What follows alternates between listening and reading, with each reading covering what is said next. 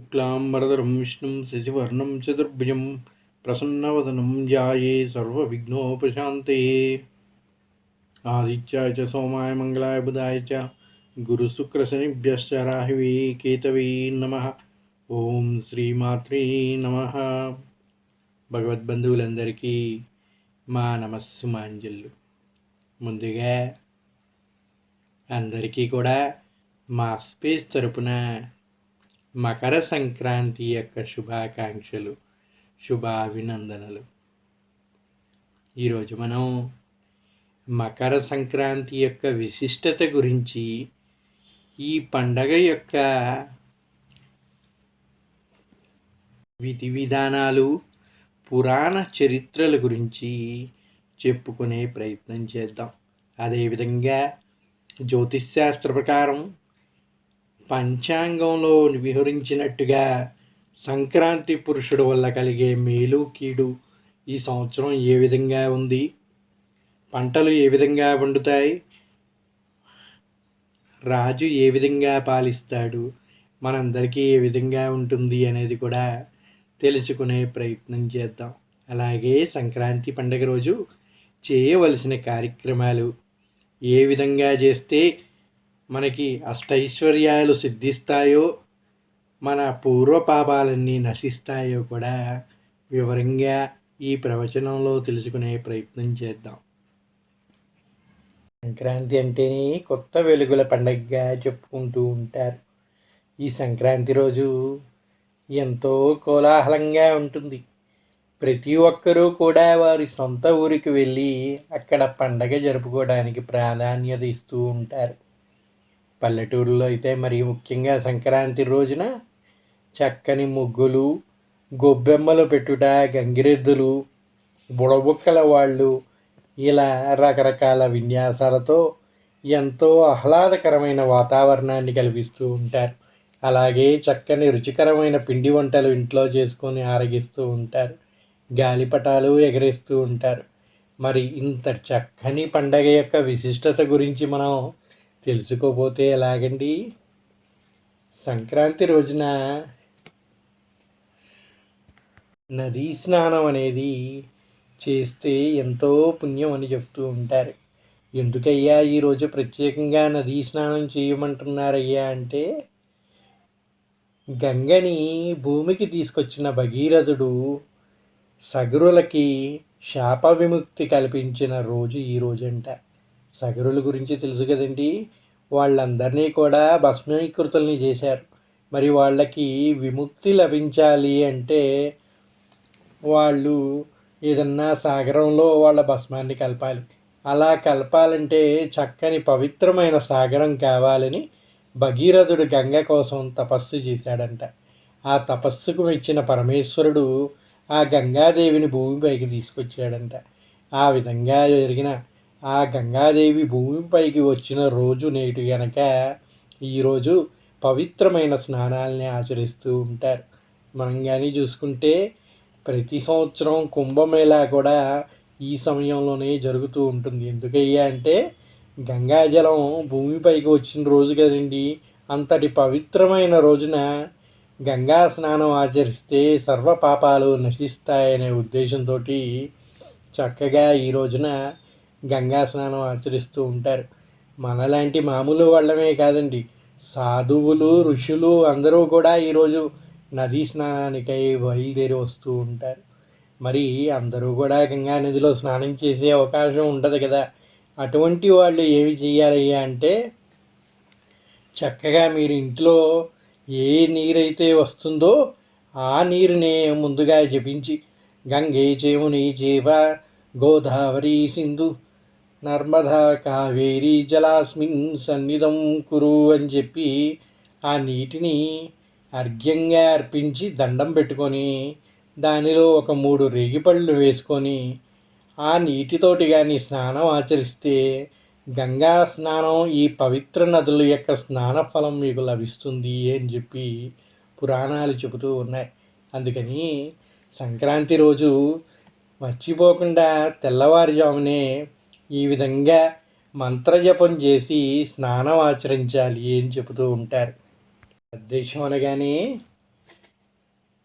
పల్లెటూర్లు ఎక్కువగా ఉండేయండి. ఎక్కువగా కూడా భారతదేశం అంటేనే రైతు యొక్క పండగ జరుపుకోవటం అనేది ఇక్కడ విశిష్టత. రైతులందరూ ధాన్యం పండించడం అనేది అతిపెద్ద కార్యక్రమంగా చేస్తూ ఉంటారు భారతదేశంలో. అటువంటి భారతదేశంలో సంక్రాంతి పండగ మరింత విశిష్టంగా ఎందుకు జరుపుకుంటారయ్యా అంటే, ఇంటికి ధాన్యం వచ్చే రోజంట సంక్రాంతి రోజు. ఇప్పటిదాకా ఏదైతే పంటలు పండాయో ఆ పంటలందరినీ కూడా అన్నిటినీ కోసి ఆ ధాన్యాన్ని అన్నిటినీ కూడా ఇంటికి తీసుకొచ్చుకుంటారంట. ధాన్యం ఇంటికి వచ్చిందంటే ఏమిటండి? సిరి సంపదలు ఇంటికి చేరాయి అని కదా. అటువంటి సిరి సంపదలు చేరిన రోజున పండగగా జరుపుకొని మనమంతా కోలాహలంగా ఉండటమే కాకుండా మన దగ్గర పనిచేసే పనివారికి కూడా కొంత ఇచ్చి వాళ్ళని కూడా సంతృప్తి పరచడం అనేది అనాదిగా వస్తున్న ఆచారంగా చెబుతూ ఉంటారు. ఆ కొత్త పంట ఏదైతే వచ్చిందో వాటితోటి పిండి వంటలు చేసి 10 మందికి పంచుతూ ఉంటారు. అందుకే మీరు చూసుకుంటే గంగిరెద్దుల వాళ్ళు కానీ బుడబుక్కల వాళ్ళు కానీ అందరూ కూడా ఈ సమయంలోనే ఎందుకు వస్తారు హరిదాసులు అందరూ అంటే, కొత్త ధాన్యం ఇంటికి వస్తుంది. మరి ఇంటికి వచ్చి ధాన్యం ఉన్నప్పుడు వచ్చి ఎవరన్నా అడిగితేనే కదా వాళ్ళకి ఇవ్వగలుగుతారు. మన దగ్గర ఎక్కువగా ఉంటే కొంచెం వాళ్ళకి పెడతా ఉంటాం అనమాట. దీని ద్వారా మనం సంతోషంగా ఉండటమే కాకుండా వాళ్ళ కుటుంబాన్ని కూడా సంతోషపరుస్తాం. మానవ సేవే మాధవ సేవ అంటారు కదా. ఈ విధంగా 10 మంది సంతోషంగా ఉంటే వారి ఆశీస్సులు ఆ భగవన్నారాయణ ఆశీస్సులతో పాటు మనకి లభిస్తాయి అని చెబుతారు.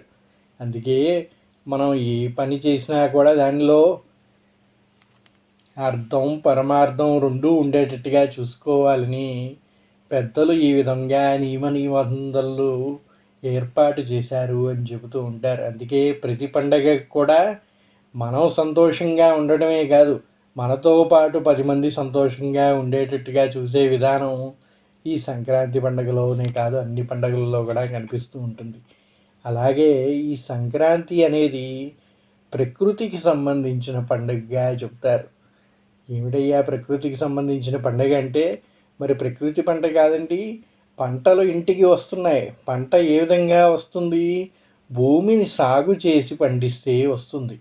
భూమిని సాగు చేసామంటే ప్రకృతిని పూజించామనే కదా. ఆ పూజ ఫలం నేరు మన ఇంటికి వస్తుంది. అందుకనే ఈరోజు ప్రకృతిని కూడా మనకి సహాయపడిన ఇప్పుడు ఈరోజంటే ట్రాక్టర్లు మిషన్లు అన్నీ వచ్చాయి. కానీ ఆ కాలంలో మనకి అన్నీ కూడా ఆవులు ఎద్దుల ద్వారానే వ్యవసాయం చేసేవాళ్ళు. అటువంటి వాళ్ళు ఏం చేసేవాళ్ళు అయ్యా అంటే, ఈరోజు ఇంతకాలం మనకి సహకరించి సాయపడిన వాటిని కూడా పూజించి చక్కగా వాటికి కావాల్సినవన్నీ ఏర్పాటు చేసేవాళ్ళు అనమాట. ఆ విధంగా ప్రకృతిని కూడా పూజించేవాళ్ళంట. చక్కగా కొబ్బరికాయలు కొట్టి పూజ చేసి పొలి వేసి పంటను ఇంటికి తీసుకొచ్చేసి చక్కగా పరమాన్నాలు ఇవి వండుకొని మనం తినటమే కాకుండా గోపూజ కూడా నిర్వహించేవాళ్ళంట. ఆ విధంగా గోపూజ మనకి ఏదైతే ఎద్దులు సాగుకి దున్నటానికి అన్నిటికీ సహకరించాయో వాటిని కూడా పొద్దున్నే లేచి పూజించేవాళ్ళు. అది సంక్రాంతి యొక్క ప్రాముఖ్యత. ఈరోజు అన్నీ మిషన్లతో చేస్తున్నారు కదండి. వీటిని పూజించాలంటే మనం ఎంత టెక్నాలజీకి అభివృద్ధి చెంది ఇష్టపడినప్పటికీ న్యాచురల్ ఫార్మింగ్ ఆర్గానిక్ ఫార్మింగ్ అని అంటూ ఉన్నారు కదండి. అవి చెయ్యాలి అంటే మళ్ళీ మనకు కావాల్సింది పశు సంపదే. వాటి వల్లనే ఇవన్నీ సాధ్యం అవుతాయి. మనకి చక్కని పేడ ఈరోజు ఎరువుగా ఉపయోగపడుతుంది. పూర్వకాలంలో అది ఉపయోగించడం వల్లే ఆరోగ్యంగా ఉన్నారు. మళ్ళీ అటువంటివే ఈరోజు కూడా ఉపయోగించాలి అంటున్నారు. మరి అటువంటివి ఉపయోగించాలంటే పశువుల్ని కాపాడుకోవాల్సిన అవసరం ఎంతో ఉంది. కనుక ప్రతి ఇంటికి ఒక గోవు ఉండేలాగా చూసుకోవాలి. ఇటువంటి సందర్భాల్లో వాటిని పూజించాలి అని చెబుతూ ఉంటారు. ముఖ్యమైనది ఏమిటయ్యా అంటే, ఇది సూర్యుడిని ఆరాధించే పండగగా చెబుతారు సంక్రమం అనేది. ఏమిటయ్యా అంటే, మకర సంక్రమం అనేది ఏ విధంగా ఏర్పడుతుందంటే, ప్రతి సంవత్సరం కూడా ప్రతి నెలకి ఒక సంక్రమణం జరుగుతూ ఉంటుంది. వాటిని ప్రతి నెలలో వచ్చే మాస సంక్రాంతిగా చెబుతూ ఉంటారు. కానీ ఈ సంక్రాంతి యొక్క ప్రత్యేకత ఏమిటయ్యా అంటే, మనకి దక్షిణాయనం, ఉత్తరాయణం అని 2 కాలాలు ఉన్నాయి. దేవుడు నిదురించే సమయం ఏమిటయ్యా అంటే, మనకి ఒక సంవత్సరం ఆయనకి ఒక రోజుగా చెబుతారు. మరి ఒక రోజులో 6 నెలలు పగలు, 6 నెలలు రాత్రిగా విభజిస్తే దాన్ని 2 ఆయనాలుగా చెప్పారు జ్యోతిష్ శాస్త్రంలో. ఒకటి దక్షిణాయనం, రెండోది ఉత్తరాయణంగా. దక్షిణాయనం కాలం అంతా కూడా నిద్రించిన ఆ నారాయణుడు ఉత్తరాయణ కాలంలో లెగిసి మేలుకొని అందరికీ మంచి జరిగేటట్టుగా చూస్తూ ఉంటాడంట. సృష్టి స్థితి లయకారులు లేకుంటే ఏది జరగదు కదండి. మరి వారి అనుగ్రహం మనకి లభించాలంటే ఈ ఉత్తరాయణ పుణ్యకాలంలో వారి ఆశీస్సులు పొందాలి అని చెబుతారు. అదేవిధంగా ఈ రవి మకర రాశిలో ప్రవేశించినప్పుడు వచ్చే మకర సంక్రమణం వల్ల ఈ మకర సంక్రాంతి అనేది ఏర్పడుతుంది అంటారు.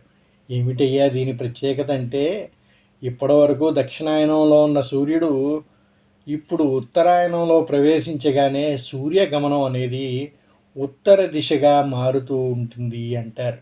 దీనివల్ల ఇప్పటివరకు చలితో బాధిస్తున్న రకరకాల క్రిమి కీటకాలతో వ్యాధుల భయంతో బాధపడుతున్న జనులందరికీ కూడా ఉపశమనం లభించి చక్కని వేడి వల్ల మళ్ళీ పంటలు అన్నీ బాగా పండి ఆరోగ్యాన్ని ప్రసాదించే మాసంగా చెబుతారు. అందుకనే సూర్య భగవానుడు ప్రత్యక్ష భగవానుడు కనుక పొద్దున్నే స్నానం ఆచరించేటప్పుడు సూర్యునికి అర్ఘ్యం తప్పకుండా అర్పించాలి. రోజు అర్పించినా అర్పించకున్నా ఈ సంక్రాంతి రోజు సూర్య నమస్కారం అనేది చేసుకోవాలని చెబుతూ ఉంటారు. మరో విశేషం, ఈ సంక్రాంతి రోజు అనేది మన పూర్వీకులను పూజించడం అనేది ఒక ఆచారంగా వస్తుంది. మనం చెప్పుకున్నాం కదండి, భగీరథుడు గంగని భూమికి చేర్చింది ఎందుకండి, వాళ్ళ పూర్వీకులైన సగరులకి విముక్తి కల్పించడం కోసం అని చెప్తారు. మరి అలాగే మనందరూ కూడా మన పితృదేవతలకు విముక్తి కలగాలని, వాళ్ళకి స్వర్గప్రాప్తి లభించాలి అని కోరుకుంటూ ఈరోజు పెద్దలకి, పితృదేవతలకి పిండ ప్రదానాలు ఏమన్నా చేయాలన్నా, తర్పణాలు పెట్టాలన్నా ఈరోజు పెడుతూ ఉంటారంట. అదేవిధంగా పెద్దల్ని ఈరోజు స్మరించుకొని వాళ్ళని కూడా పూజించుకుంటే మన కుటుంబం అంతా కూడా సంతోషంగా ఉంటుంది అని చెప్తూ ఉంటారు. సంవత్సరానికి ఒక మారు వాళ్ళ తిథి రోజు పితృదేవతలకి తర్పణాలు చేయలేని వారు ఎవరన్నా ఉంటే వారు ఈ మకర సంక్రాంతి రోజు చేయటం వల్ల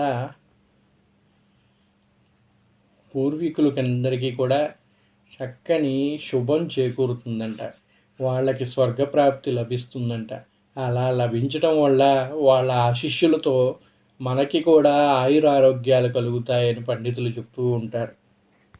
అంటే కేవలం తెలుగు ఇళ్లల్లో పండగ మాత్రమే కాదండి. ఈ పండగని అన్ని ప్రాంతాల వాళ్ళు కూడా జరుపుకుంటూ ఉంటారు. మన దేశం మొత్తం కూడా సంక్రాంతిని వివిధ రకాల పేర్లతోటి జరుపుకుంటూ ఉంటుందండి. మనం సంక్రాంతి అంటాం, తమిళనాడు అటు పక్క వెళ్తే వాళ్ళు పొంగల్ అంటారు. అలాగే ఒక్కొక్క ప్రాంతంలో ఒక్కొక్క పేరుతో జరుపుకుంటున్నప్పటికీ అందరూ కూడా ప్రకృతిని ఆరాధిస్తూ ఉంటారు. అటువంటి గొప్ప పండగ కాబట్టే దీన్ని పెద్ద పండగగా భావిస్తూ ఉంటారు. అలాగే ఈ పండగ రోజు ప్రత్యేకంగా పిండి వంటలు చేసేటప్పుడు వాటిని నువ్వుల్ని ఉపయోగిస్తూ ఉంటారు. ఎందుకయ్యా నువ్వుల్ని ఉపయోగిస్తారంటే, నువ్వులని శనిదేవునికి రూపంగా భావిస్తారు. చాలా ప్రాంతాల్లో సంక్రాంతి సమయాల్లో నువ్వులని తప్పనిసరిగా వినియోగిస్తారు. నువ్వులు వాడకం వెనుక కొన్ని ఆరోగ్య రహస్యాలు కూడా ఉన్నాయని చెబుతూ ఉంటారు. ఏమిటి అంటే, ఇప్పటివరకు చలితో బాధిస్తున్న మన శరీరానికి కొంత వేడి చేకూరితే వచ్చే ఉత్తరాయణ కాలంలో ఆ వేడిని తట్టుకునే శక్తి మనకి లభించి ఆరోగ్యం ప్రాప్తిస్తుందంట. మరి ఆ వేడి ఎందులోంచి వస్తుందయ్యా అంటే అది నువ్వుల నుంచి వస్తుంది కనుక ఈ కాలంలో మనం తినే వంటకాల్లో నువ్వుల్ని వినియోగించాలి అని చెప్తారు. ఆ విధంగా మామూలుగా తినమంటే తినరు కనుక ఈ చేసే ప్రసాదాల్లో కానీ పిండి వంటల్లో కానీ నువ్వుల్ని వినియోగించాలి అని చెప్పి పెద్దలు ఒక నియమంగా ఏర్పాటు చేశారు. అలాగే ఈరోజు రకరకాల ముగ్గులతో లోగిళ్ళ ముందు దర్శనమిస్తూ ఉంటాయి. రంగురంగుల రంగపల్లికలు మనస్సుతో ప్రశాంతంగా ఉంచుతాయి. గాలిపటాలు, గొబ్బిళ్ళు ఇలా సంక్రాంతి ఎన్నో పాటిస్తూ ఉంటారు. మరి సంక్రాంతి రోజు అందరూ కూడా గాలిపటాలు ఎగరేస్తున్నారు. ఈ మధ్యలో కైట్ ఫెస్టివల్స్ అని జరుపుకుంటూ ఉన్నారు. ఎందుకయ్యా ఇది జరుపుకుంటూ ఉన్నారు, ఇది కొత్తగా వచ్చిందా అంటే కాదంట. ఈ గాలిపటాలని ఎగరేయటం అనే సాంప్రదాయం అనేది ఈరోజు ప్రారంభమైంది కాదు అంటారు.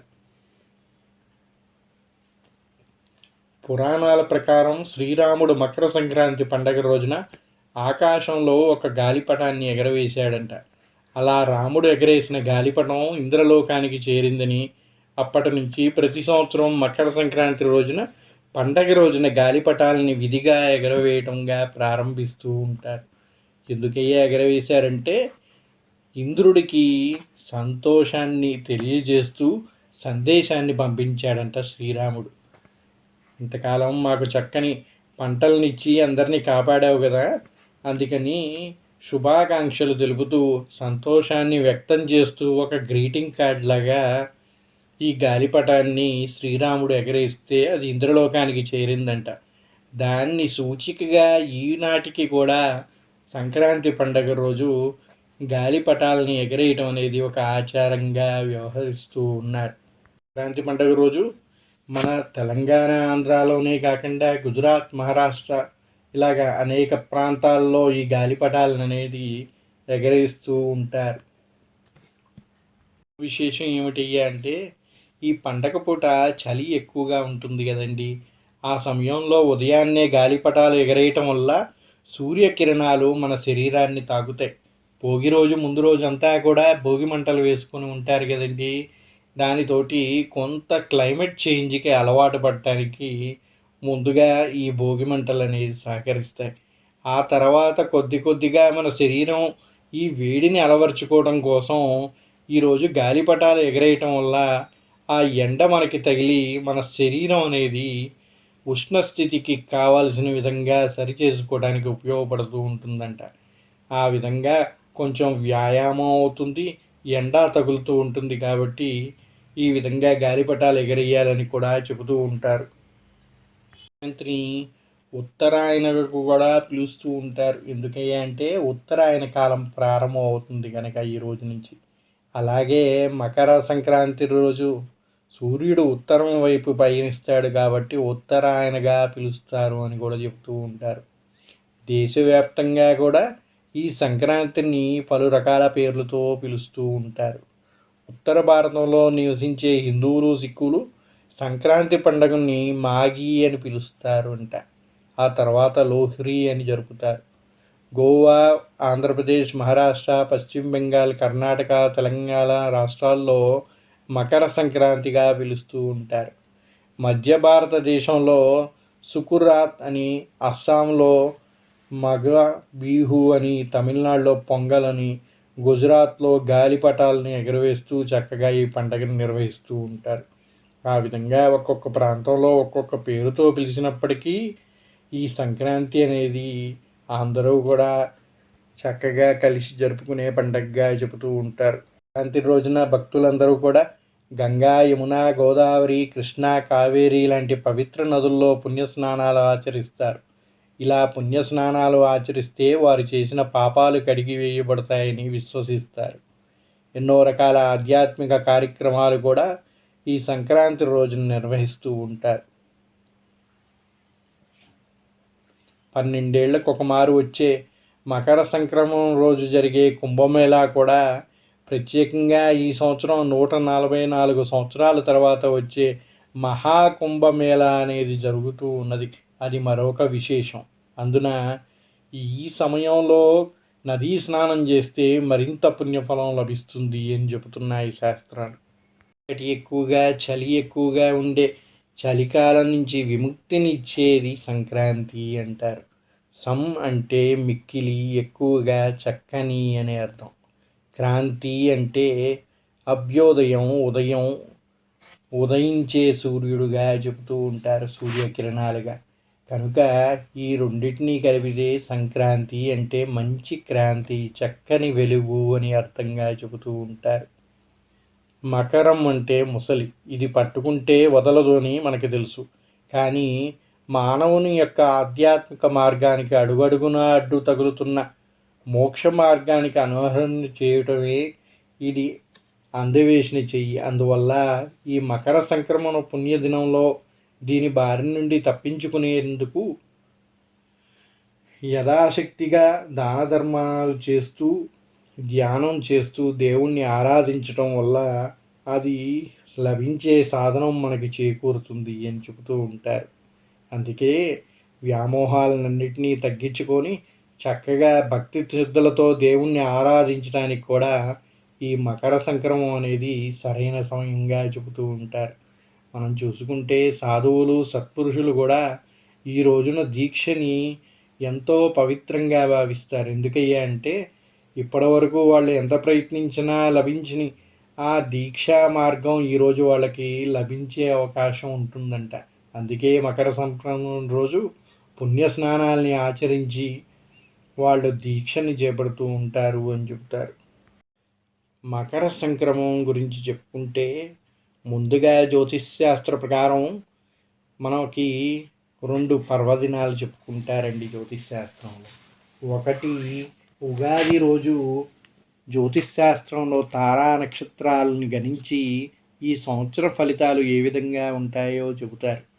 మరొకటి ఏమిటయ్యా అంటే మకర సంక్రమణం రోజు నుంచి దిశ మారి మంచి కానీ చెడు కానీ జరిగే అవకాశాలని తెలియజేయడానికి సంక్రాంతి పురుషుడు యొక్క ప్రవేశం గురించి వివరిస్తూ ఉంటారు.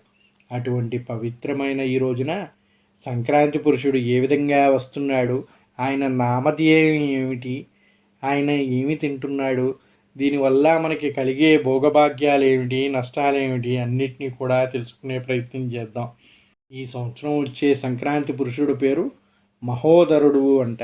మహోదరి నామధేయుడు.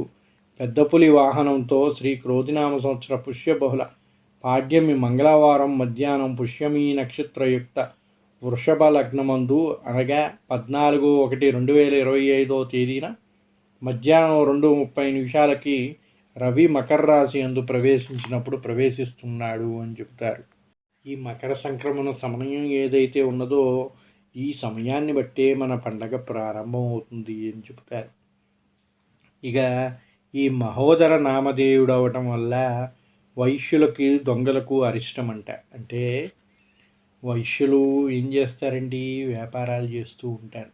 అటువంటి వాళ్ళకి, కొంచెం దొంగలకి ఈ నామం వల్ల అరిష్టము అని చెప్తున్నారు.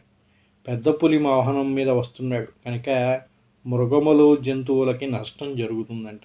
పెద్ద పులి ఏం చేస్తుందండి, చిన్న జంతువులు ఏది కనిపించినా కూడా వాటిని తినేస్తూ ఉంటుంది.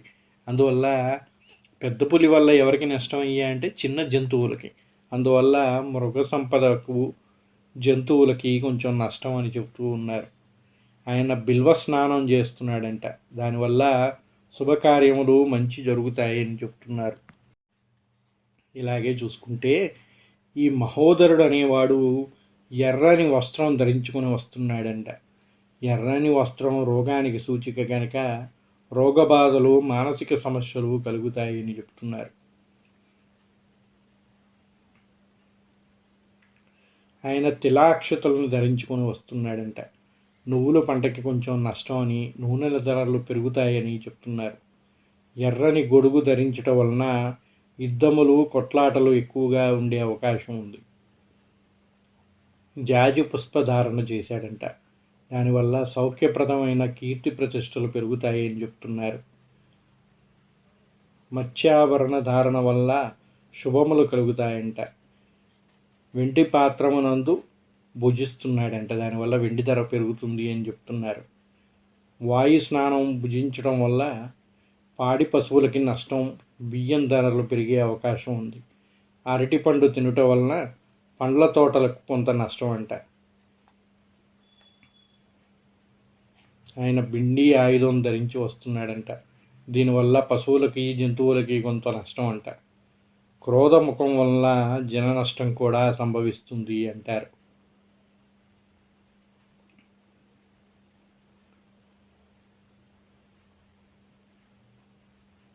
కూర్పు నీయుండటం వలన ధరలు సమానంగా ఉంటాయంట, పెద్దగా హెచ్చుతగ్గులు ఉండవు అని చెప్తున్నారు. దక్షిణ దిశగా ప్రయాణం చేస్తున్నాడంట ఆయన. దక్షిణ దేశములకు కొంత అరిష్టము అని చెప్తున్నారు. కృష్ణపక్షం వల్ల దేశము సుభిక్షంగా ఉంటుందంట. బహుళ పాడ్యమి తిథి వలన సుఖక్షేమాలు కలుగుతాయని చెప్తున్నారు. ఆయన వచ్చేది మంగళవారం కనుక దుఃఖము, దొంగల భయం కూడా కొంత ఉంటుందంట. పుష్యమి నక్షత్రంలో ప్రవేశిస్తున్నాడు కనుక విరోధములు, కొంత నష్టములు కలుగుతాయి అని చెప్తున్నారు. వృషభ లగ్నం వలన సుఖ దుఃఖములు, మధ్యాహ్న భోజనం అగుట వలన కొంత బ్రాహ్మణులకు కొంత అరిష్టంగా చెప్తూ ఉన్నారు.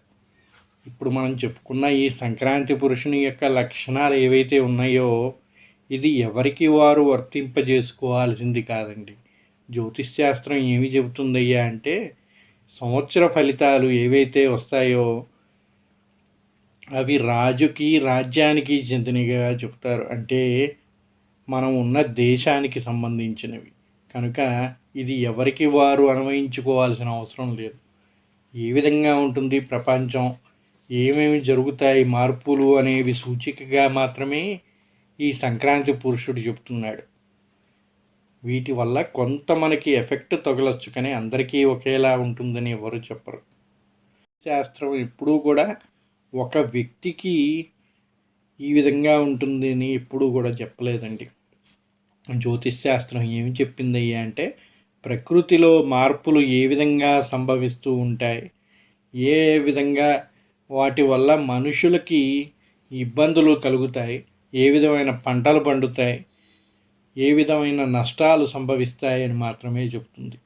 వాటి వల్ల మనం కొంత ఎఫెక్ట్ అవుతాం, కాకపోతే అందులో ఉన్నట్టుగా మనకి జరుగుతుందని దినఫలాలని, వారఫలాలని, మాస ఫలాలని జ్యోతిష్ శాస్త్రాన్ని ఒక వ్యాపారంగా చేసి వాటిపైన ఉన్న నమ్మకాన్ని కోల్పోయేలాగా చేస్తున్నారు కొంతమంది. యాక్చువల్గా జ్యోతిష్ శాస్త్రం అనేది ఎవరికి వాళ్ళకి విడిగా చెప్పే శాస్త్రం కాదండి. అలా ఒకప్పుడు ఉండేదంట, కానీ ఆ శాస్త్రం మనకి అదే విధంగా అంది ఉంటే ఈరోజు వీళ్ళు చెప్తున్నట్టంతా జరిగేదేమో. కానీ జ్యోతిష్ శాస్త్రం అనేది ప్రకృతి ధర్మం ప్రకారం మాత్రమే మనకు అందినందువలన ఎవరికి వాళ్ళకి ఇండివిజువల్ హారోస్కోప్స్ అనేది 100% ఎఫెక్టివ్నెస్ అనేది ఎక్కడా లేదండి. కాకపోతే జ్యోతిష్ శాస్త్రంలో చెప్పినట్టుగా వానలు పడుతూ ఉంటాయి. మీరు ఎప్పుడైనా చూసుకోండి, సంవత్సర ఫలాలు చెప్పినప్పుడు ఉగాది రోజు చెప్పినట్టుగానే వర్షాలు పడుతూ ఉంటాయి, ఉగాది రోజు చెప్పినట్టుగానే పంటలు పండుతూ ఉంటాయి, ఉగాది రోజు చెప్పినట్టుగానే వరదలు వస్తూ ఉంటాయి. కానీ ఉగాది రోజు మీ నక్షత్రాన్ని బట్టో, మీ రాశిని బట్టో చెప్పే జాతకం అందరికీ ఒకేలాగా జరగదు. అది గమనించండి. ఎందుకంటే ఇది సాధారణంగా అందరికీ కలిపి ఏ విధంగా ఇప్పుడు ఒక సమూహంలో ఉన్న వాళ్ళందరికీ ఏ విధంగా ఉంటుంది అని చెప్తారు అంతే తప్ప సమూహంలో ఉన్న ప్రతి ఒక్కరికి ఒకేలాగా ఉండాలని లేదండి. ఒక చేతి వేళ్ళు అనేవి అన్నీ సమానంగా ఉండవు. ఒకరికి మంచి జరగచ్చు, ఒకరికి చెడు జరగచ్చు. అంత మాత్రాన ఈ శాస్త్రం తప్పు అనుకోవడం తప్పు. ఎందుకంటే అది మీ వేళ్ళకి చెప్పలేదు, మీ చేతికి దొరికే పని మాత్రమే చెప్పింది. ఏ ఏళ్ళకి ఎంత భారం పడుతుంది అనేది ఎక్కడా కూడా జ్యోతిష్ శాస్త్రంలో వివరించలేదు. కనుక మన అందరికీ ఏ విధంగా ఉంటుంది అనేది ఒక కామన్ ఫ్యాక్టర్ మాత్రమే జ్యోతిష్ శాస్త్రంగా భావించాలి. సర్వే జనా సుఖినో భవంతు. అందరూ కూడా చక్కగా సుఖ సంతోషాలతో ఆయురారోగ్యాలతో తొలతూగాలని ఆ భగవద్జ్ఞానంతో అందరికి కూడా సుఖ సంతోషాలు, శాంతి కలగాలని మనసారా ప్రార్థిస్తూ స్వస్తి. ఓం నమః శివాయ. ఓం నమో నారాయణాయ. ఓం శ్రీమాత్రే నమః.